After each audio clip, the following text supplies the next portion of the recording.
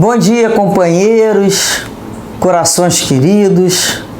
Mais um dia nessa manhã que já iniciamos rogando a Deus a bênção maior para o dia de hoje, da nossa consciência tranquila, do serviço bem feito, de tudo que nos aparecer, termos uma compreensão amadurecida de acordo com tudo aquilo que aprendemos com a doutrina espírita, com a revivência dos ensinamentos de Jesus, que aqui sempre fazemos. Que Deus ampare a todos nós, as nossas famílias, os nossos corações desejosos da paz espiritual. Hoje, na nossa playlist do livro Vinha de Luz, teremos a lição número 80, a mensagem 80, que tem como título Como Sofres? E o nobre Espírito Emmanuel nos trouxe uma passagem da carta de Pedro, a número 1, capítulo 4, versículo 16, onde o apóstolo assim disse: Mas se padece como cristão, não se envergonhe, antes glorifique a Deus nesta parte. Não basta sofrer simplesmente para ascender à glória espiritual. Indispensável é saber sofrer, extraindo as bênçãos de luz que a dor oferece ao coração sequioso de paz. Muita gente padece, mas quantas criaturas se complicam, angustiadamente por não saberem aproveitar as provas retificadoras e santificantes. Vemos os que recebem a calúnia transmitindo aos vizinhos, os que são atormentados por acusações, arrastando companheiros a perturbações que os assaltam, e os que pretendem eliminar enfermidades reparadoras com a desesperação. Quantos corações se transformam em poços envenenados de ódio e amargura, porque pequeno sofrimento lhes invadiram o círculo pessoal. Não são poucos que batem à porta da desilusão, da descrença, da desconfiança ou da revolta injustificáveis em razão de alguns caprichos desatendidos. Seria útil sofrer com a volúpia de estender o sofrimento aos outros? Não será agravar a dívida ou o ato de agressão ao credor somente porque resolveu ele chamar-nos à conta? Raros homens aprendem a encontrar o proveito das tribulações. A maioria menospreza a oportunidade de edificação e, sobretudo, agrava os próprios débitos, confundindo o próximo e precipitando companheiros em zonas perturbadas do caminho evolutivo. Todas as criaturas sofrem no cadinho das experiências necessárias, mas bem poucos espíritos sabem padecer como cristãos, glorificando a Deus. Olha, essa lição cai como uma luva, né? Pelo menos para mim ela é assim, mais do que suficiente para eu reler durante uma encarnação inteira e tentar aprender. Como sofres? Sofrer todo mundo sofre. Aflito todo mundo é aflito. Mas Emmanuel já nos começa com uma pergunta: como você sofre? A gente lembra aqui, né, de Jesus quando disse: bem-aventurados os aflitos. Serão todos os aflitos bem-aventurados? Não. Nem todo aflito é bem-aventurado. Como você é aflito? Como você passa pela aflição? Então, não significa pelo fato de você ter sofrido que você vai ascender a páramos espirituais. Porque se você não conseguiu, naquele momento de dor e sofrimento que veio como mestre, para espiar algumas das suas dificuldades ou como prova para te preparar para futuras situações, e dali você nos traiu a lição de luz que a dor oferece ao seu. Como é que você vai utilizar aquilo depois? Aquilo não veio para te ajudar. Aquilo não fez você crescer. O fato de sofrer só não faz ninguém crescer, não. E ele fala aqui, olha, quantas pessoas, né, sofrem e se complica mais ainda por não saberem aproveitar. Por isso que às vezes fala assim, pô, mas fulano tem a vida assim, assim, não teve que passar por isso, por aquilo outro. Na minha outra época a gente passava por isso. Pô, se cai lá na minha casa com a minha mãe, fulano ia ver só como é que ia aprender. Esse tipo de coisa já teria. A gente não fala às vezes assim? Quem passou por uma vida mais dificilzinho, com os pais bem educadores mesmo, disciplinadores, a gente olha assim e fala assim, pô, mas hoje em dia eu já paro e penso assim, não aguentaria. Não é porque é fraco não, porque ainda não está na hora. Porque aquela dor, aquele sofrimento, ou até aquela disciplina naquela criatura, a vida vindo forte, ela pode se complicar mais ainda. Não ter resistência e cometer uma bobagem. Então Deus sabe a medida que cada um vai se resistir. O que adianta carregar uma prova se você não tem condições de fazer? Vai cair no desespero? Vai fazer uma bobagem com a tua vida? Então a gente vem, né? O guia até explica certamente pra gente, ó.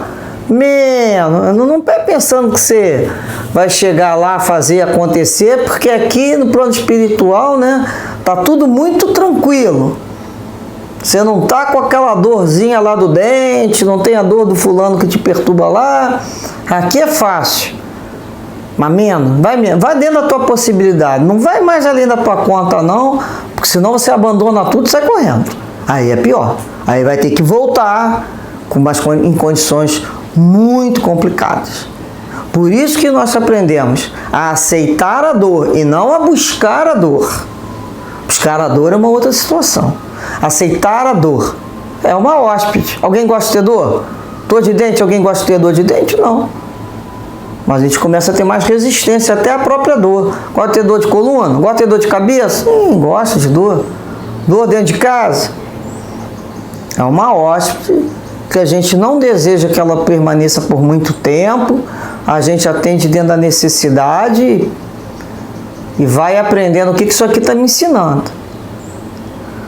Olha, a gente quando fica dentro de um hospital, numa cama, durante um tempo bem razoável, tem lá o botãozinho para chamar a enfermeira. Você descobre que aquilo são verdadeiras fadas, né? Todos, os enfermeiros e as enfermeiras, são verdadeiros anjos. Ah, mas fulano fala, cada um tem o seu jeito. Mas na hora da dor, eles são verdadeiros anjos na nossa vida. Mas eles têm uma série de camas, de leitos para preparar com os seus doentes, medicação, temperatura para ver, relatório para entregar para o médico. São verdadeiros executores ali o tempo todo. Mas se você vai ficar dentro do hospital e toda hora vai apertar aquela campainha para chamar aquele trabalhador, para falar para ele, dá para ajeitar aqui meu travesseiro? Ou dá para você, por favor, aqui virar a cortina um pouquinho só para ali, que o que acontece naquilo ali? Você já vai ter um atendimento diferenciado, que é normal. Porque se meu filho ou minha filha ou meu neto, né, começa a me chamar toda hora que eu tenho um trabalho, por uma coisinha daquela, eu ia falar para ele, olha, espera, relaciona tudo que você quer que eu venha atender. Quando eu chegar aqui, tu fala tudo de uma vez só. Não é assim, muitas vezes, que a gente tem que falar? Por quê? Porque a gente tem que saber passar pelo sofrimento, e alguns dá para esperar, dá para resistir, dá para aguardar. A gente não pode sair berrando, ai, não aguento, aguenta um pouquinho mais do calor, aguenta um pouquinho mais da luz aqui, aguenta um pouquinho. Tem gente que está precisando mais do profissional. A gente já começa a pensar assim, na hora que ele chega, olha, aproveitando que você está aqui, dá para você ver isso. Aí ele já está ali, não vai se incomodar, vai fazer com o maior amor, maior carinho, como sempre faz.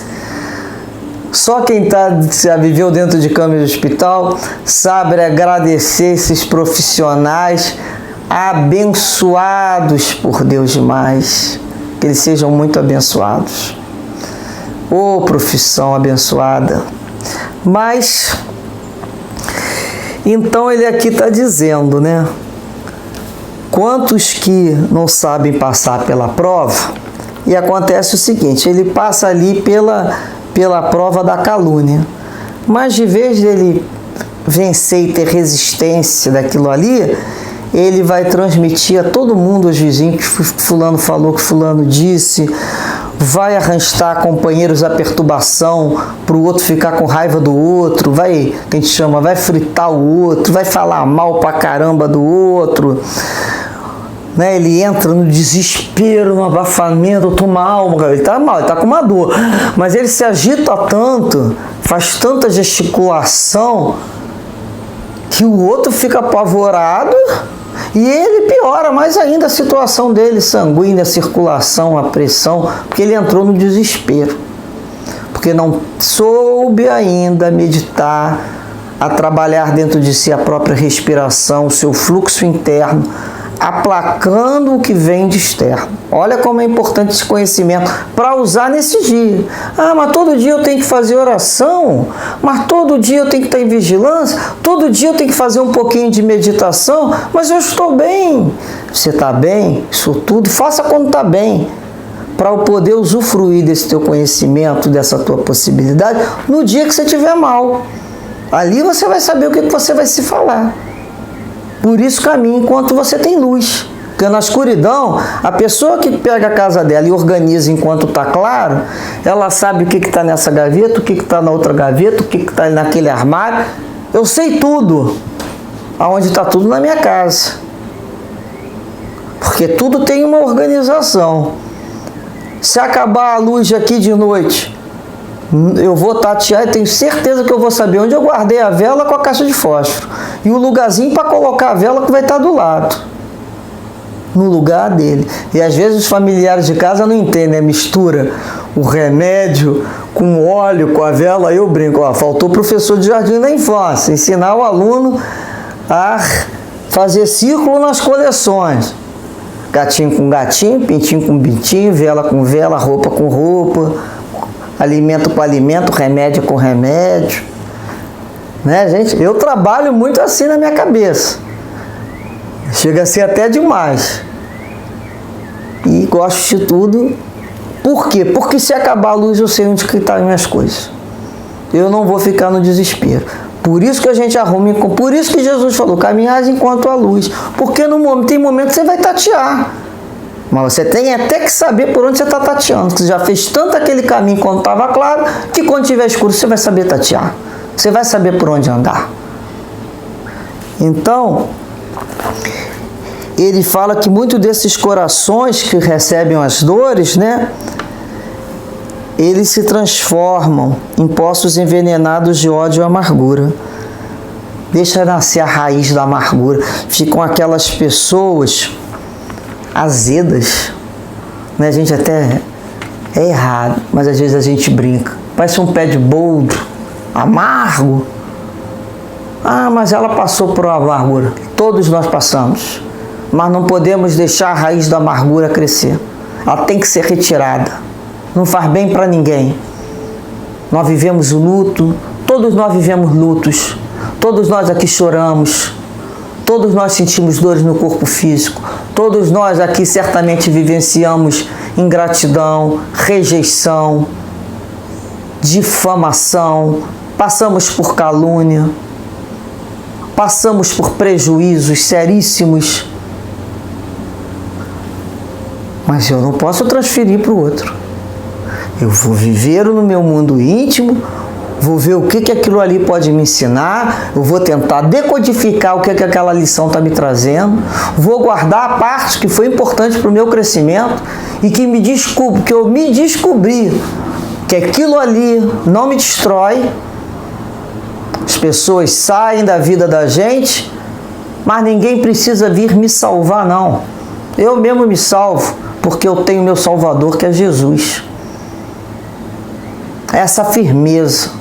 Todos são importantes na minha vida, mas imprescindível somente Deus, Jesus e o que é bom. Então eu tenho prioridades e sigo esses princípios. Eu não posso viver uma vida carregando correntes. Parece aqueles filmes daquelas pessoas sofridas, que era a cara de lamúria. Esses são melhores por quê? Porque sofreram, mas não estão sabendo sofrer. Não estão sabendo sofrer. Estão se achando injustiçados.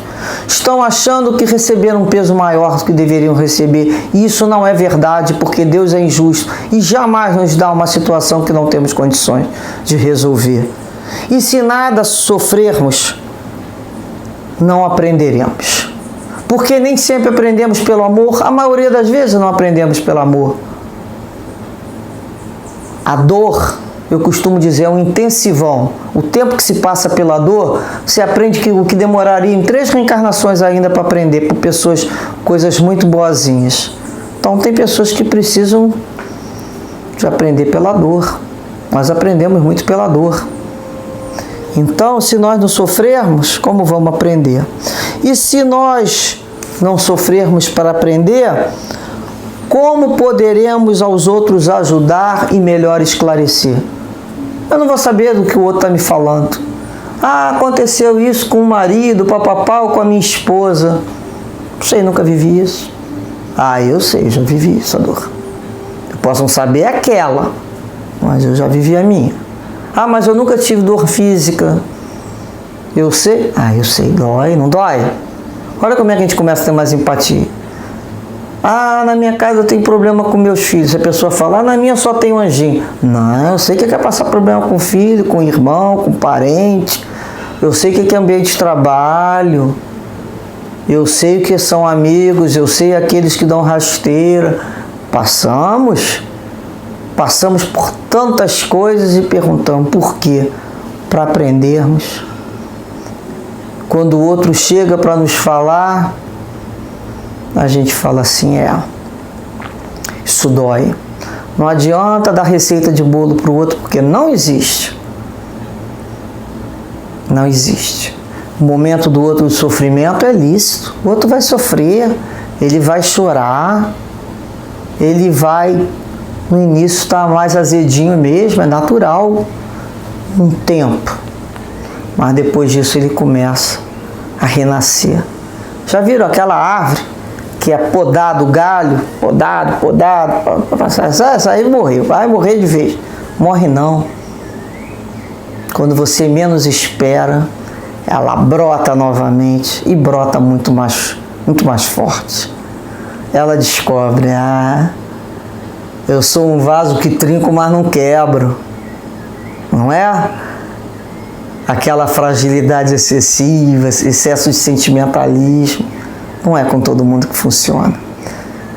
Mas não podemos ficar resistentes ao ponto de nos tornarmos cascudos e indiferentes ao outro. Senão o outro chega com uma dor e a gente fala, já passei por isso. Eu. Isso nem é problema, todo mundo passa por isso. Também não. Não é para isso. É para ter empatia, para ter compaixão. É para descobrir que naquele momento ninguém quer uma solução. O outro quer só compartilhar com quem confia. E que vai encontrar em nós alguma resposta. E aí a gente começa a lembrar que quando escutamos algumas pessoas jogando a Deus a culpa da sua vida, nós podemos já chegar para ela e falar, não faz isso não. Deus não escolheu, Deus não colocou isso aí na tua vida não. Isso aí é a consequência das tuas escolhas desta encarnação e de encarnações anteriores. São causas atuais ou causas pretéritas. A doutrina espírita nos explica isso muito bem no capítulo 5 do Evangelho. Bem-aventurados os aflitos. Logo nos primeiros itens vai tratar sobre a justiça. Então não foi Deus, não. Deus não quer nada. Deus quer que a gente viva dentro do seu reino de amor e de plenitude. Mas como? Se a gente não meter a mão dentro da gente para trabalhar. Então vamos conseguindo lembrar e implicar a nossa vida a nós mesmos. Vamos assumir a responsabilidade do que eu fiz, do que eu compactuei ou do que eu me omiti nesta e em outras vidas. Sofro por mim, sofro pelo outro, porque fiz tanto mal a mim quanto participei do mal que o outro se permitiu fazer. Estamos todos interagindo, somos todos responsáveis. E eles falam aqui, olha, não são poucos os que entram na casa da desilusão, descrença, revolta. Não acredito mais em Deus, porque olha o que aconteceu com a minha vida. Que Deus é esse que permite que aconteça isso no mundo? Ou então, aquela, estou desiludido, não acredito mais em ninguém, nunca mais vou amar, as pessoas... Porque não foram atendidas nos seus mínimos pedidos e montou a vida como um filme. São revoltas injustificáveis porque foram os seus caprichos desatendidos. Por que capricho? Porque a personalidade tem capricho, o espírito tem necessidades reais. E antes de reencarnarmos, escolhemos e permitimos e concordamos com uma programação reencarnatória com situações necessárias à nossa evolução espiritual. Portanto, a personalidade que ao encarnar vem, com seus vaidadezinhos, isso é da personalidade. É quando a gente entende assim, meu Deus, seja feito o que realmente é necessário para mim. O que eu pedi, não me deixe vacilar. Porque hoje eu posso dizer que eu esqueci. O meu mentor espiritual não me permita que seja retirado, mesmo quando a gente pensa, que eu aprenda a sobreviver a essas dores. E continue amando, acreditando no ser humano, acreditando que o dia de amanhã vai ser muito melhor, com certeza, porque é a lei de progresso. E acima de tudo, acreditando na luz do Cristo, no amor de Deus, nas nossas vidas, Então ele fala aqui que muitos levam até os outros à loucura, ou ele mesmo se leva à loucura, ao suicídio, por não suportarem a contrariação e a sua inadaptação da vontade de Deus na vida. É quando a gente pede, Senhor, me dá ombros fortes para suportar a minha cruz, que eu mesmo me comprometi lá atrás. Me dá resistência, Senhor, para eu não querer desertar da vida, para eu não enlouquecer, nada disso. A gente se chama como se chama uma criança, atento. Ô alma, para pensar aqui, olha como você precisa passar por isso. Aqui tudo passa, vai passar. Isso é uma nuvem, vai passar. E você vai ficar firme. Você é maior do que isso porque você tem Deus. E a luz desse Deus, a luz desse amor divino, é ela que tem que te atrair. E vamos vencendo os caminhos escuros, os caminhos lamacentos, as picadas de mosquito, as plantas que encostam que a gente não sabe o que é, mas vamos caminhando em direção à luz. Não nos importam que temos que padecer, dentro das nossas possibilidades. E o nosso melhor tempo para viver isso tudo se chama agora. Nós sabemos disso. No momento da dor, busquemos as antenas da prece, façamos silêncio. Agradecemos o estudo que nos ilumina o interior, que ainda é desajustado às leis de Deus. Agradecemos o trabalho que nos aproxima da compaixão de outros corações e dores. E assim buscamos a Deus implorando socorro, a força e a fé. E como essa lição mexeu muito comigo, mexe com todos nós, a dor e o sofrimento, eu fui buscar um consolo que eu encontro sempre nessa outra lição de Emmanuel, que se chama Inesquecível Advertência. Esse título se encontra, para quem interessar, no livro Palavras da Vida Eterna, onde ele diz assim: desilusões com que não contávamos, irmãos que nos prometeram fidelidade e deixaram-nos a sós na primeira dificuldade, parentes que nos deviam proteção e respeito, bandearam-se para campos de sombras e vícios, hostilizando-nos o ideal. E multiplicam-se tropeços para que nossa caminhada se obstrua. Converteram-se estímulos em sarcasmos. Quem nos dava esperança fornece negação. Quem ontem nos ajudava, hoje nos desajuda. Mãos que nos atiravam flores de aplausos fazem agora chover sobre nós as farpas da incompreensão. Sozinhos, sim. Muitas vezes encontrar-nos-emos desse modo entre a expectativa e a solidão. Antes de reclamar, lembremos da inesquecível advertência do Senhor. Que te importa a ti os outros, né? Segue-me tu. Deixemos, amigos, as águas da vida levarem tudo que tiver que ser levado. Que passem por baixo dessa ponte, carregando. Mas nunca nos esqueçamos que Jesus nos convidou. Segue-me tu que pode seguir. Vamos junto a Ele e entregando a Deus a nossa confiança, a nossa dificuldade, seja qual for, Pai, a Ti entrego.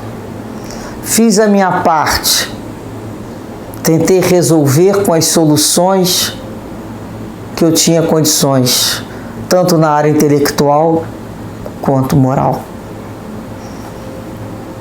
Fogem muitas delas ao meu alcance de conhecimento.